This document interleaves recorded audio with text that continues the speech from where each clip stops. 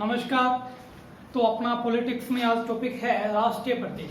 Very most important. यहाँ से हर परीक्षा की दृष्टि से एक या दो क्वेश्चन पूछे जाते हैं और काफी डीपली क्वेश्चन बनता है यहाँ से, यानी कि राष्ट्रीय प्रतीक। ठीक है, तो अपने सबसे पहले बात करते हैं राष्ट्रीय चिन्ह। तो अपना राष्ट्रीय चिन्ह जो कि अशोक स्तंभ है, जो अपने महान सम्राट शासक अशोक, जो मौर्य वंश का शासक था, 269 ईसा पूर्व से 232 ईसा पूर्व के बीच में इसका शासनकाल था। ठीक है, तो अशोक स्तंभ, इसे राष्ट्रीय चिन्ह का दर्जा 26 जनवरी 1950 ईस्वी को दिया गया।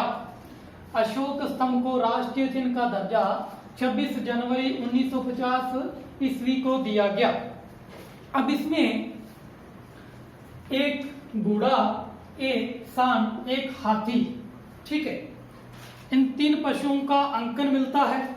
ठीक है, और इसमें एक चक्र बना हुआ है जिसमें 24 तीलियां हैं।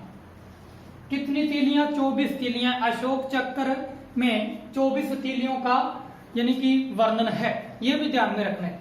इसमें एक घोड़ा, एक सांड, एक हाथी और एक चक्र है जिसको अशोक चक्र कहते हैं और उसमें 24 तीलियां हैं। ठीक है, अब इसमें एक शब्द का उल्लेख किया गया है, सत्यमेव जयते।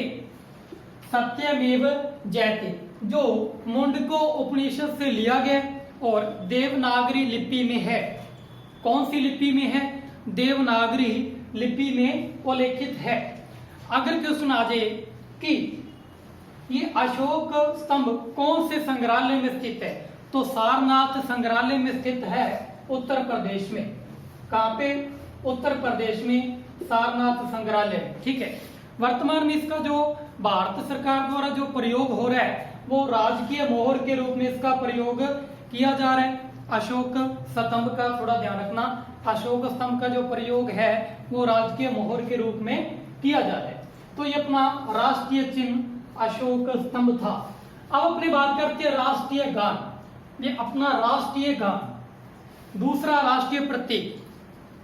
सबसे पहले बात करते हैं इसकी रचना। तो इसकी रचना रविंद्रनाथ टैगोर ने की है। इसकी रचना रविंद्रनाथ टैगोर ने की है। उनकी एक प्रिय पुस्तक गीतांजलि में। कौन सी पुस्तक में? गीतांजलि में। ठीक है, अब अपनी बात करते हैं राष्ट्रीय गान का दर्जा कब दिया गया। तो 24 जनवरी को। कौन सी तारीख को? 24 जनवरी 1950 किसको राष्ट्रीय गान का दर्जा मिला संविधान सभा की अंतिम बैठक में। और इस पहली बार राष्ट्रीय गान कब गाया गया? पहली बार राष्ट्रीय गान कब गाया गया? तो 27 दिसंबर 1911 ईस्वी को राष्ट्रीय कांग्रेस का एक अधिवेशन था, कलकत्ता अधिवेशन। कौन से अधिवेशन में? कलकत्ता अधिवेशन। और इसका अध्यक्ष था विश्व नारायण। ठीक है, और ये कौन से नंबर का अधिवेशन था ये भी ध्यान में रखना, 26वां अधिवेशन था कांग्रेस का। कौन सा अधिवेशन था? 26वां अधिवेशन था। तो किसकी स्मृति में या किसके सम्मान में? तो जॉर्ज पंचम के सम्मान में राष्ट्रीय गान गाया गया था। ठीक है, तो पहली बार राष्ट्रीय गान 27 दिसंबर 1911 को कलकत्ता अधिवेशन में, और कांग्रेस का ये 26वां अधिवेशन था और अध्यक्ष विश्व नारायण, ठीक है, थे। और किसके सम्मान में? तो जॉर्ज पंचम के सम्मान में। नेक्स्ट, जनवरी 1912 को एक तत्व बोधनी पत्रिका थी।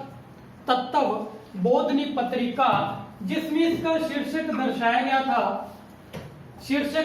गया था भारत भाग्य विधाता।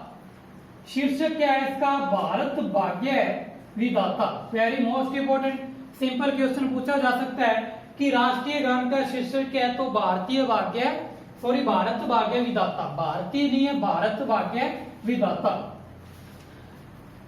नेक्स्ट, जो रविंद्रनाथ टैगोर की पुस्तक का नाम है गीतांजलि। तो गीतांजलि, बिल्कुल सिंपल प्रश्न बनेगा कि वह प्रथम भारतीय जिसे साहित्य का नोबेल पुरस्कार दिया गया, तो वो रविंद्रनाथ टैगोर ही थे जिन्हें साहित्य का नोबेल पुरस्कार दिया गया।